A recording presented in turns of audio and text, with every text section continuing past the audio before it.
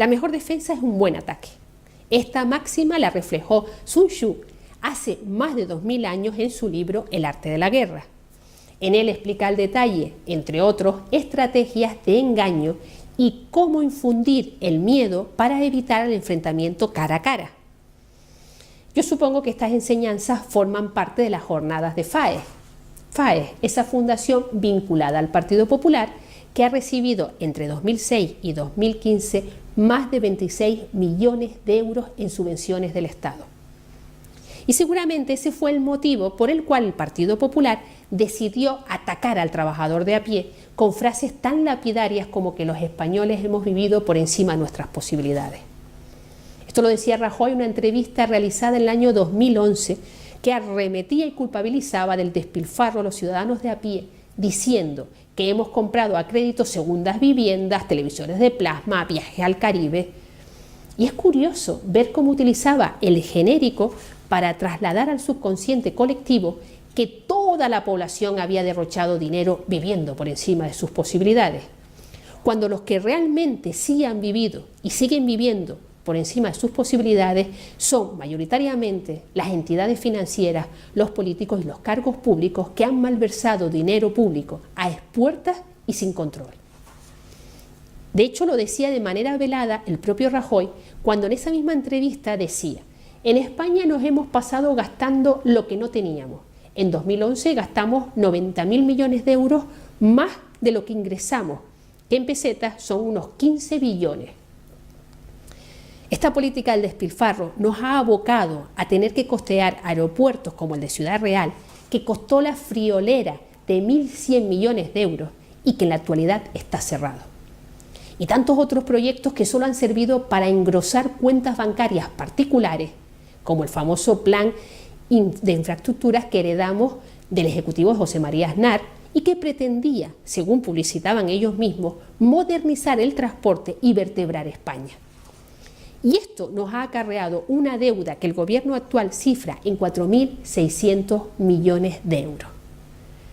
Y es que, según dictámenes de expertos, se hicieron previsiones demasiado elevadas del tráfico, se diseñaron radiales que acababan desembocando en otras vías que generaban atascos y no tuvieron en cuenta el posible aumento de los costes al incrementar los precios a los que debían expropiar los terrenos.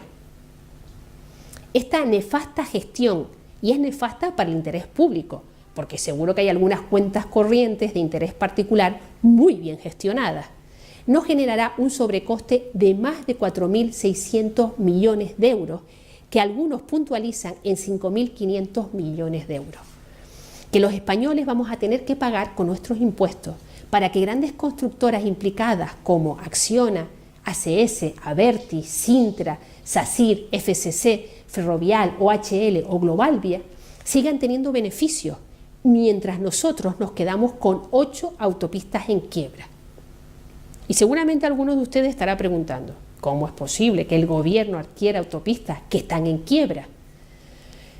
Mire, esta es la mayor tropelía a la ciudadanía que nos han hecho. Son políticos que están haciendo un uso torticero de la ley, favoreciendo a sus amigos o benefactores a través de la responsabilidad patrimonial de las administraciones públicas.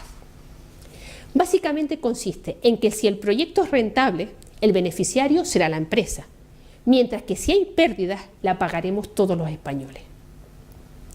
El procedimiento es el siguiente.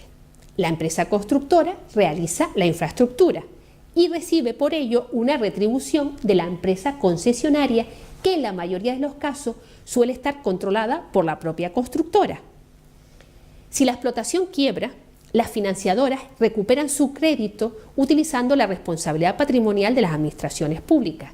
De esta manera, la concesionaria arriesga solo su aportación de fondos propios, que siempre es inferior al beneficio económico obtenido por la constructora con la construcción.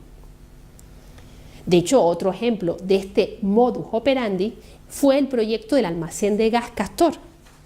El Ministerio de Industria devolvió a Florentino Pérez 1.400 millones de euros que, según argumentaba, había invertido en el almacén de gas Castor, después de que se descartara su construcción.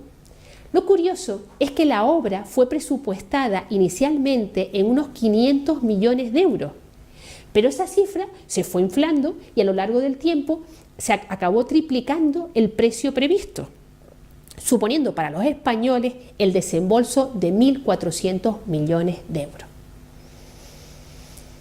Que además, según publicitaron ellos mismos, nos resultaría mucho más barato que instalar tanques de gas en las gasificadoras. Y éramos nosotros los que vivíamos por encima de nuestras posibilidades. De hecho, cuando uno vislumbra el entramado político empresarial que se esconde tras estos rescates y sopesa las empresas involucradas y establece posibles paralelismos con tramas como la Púnica, la Gürtel, el caso Bárcenas y otros tantos, parece en estos casos que los gobernantes trabajan más como carteros que como políticos, porque se atisba una gran maestría en el uso y manejo de los sobres.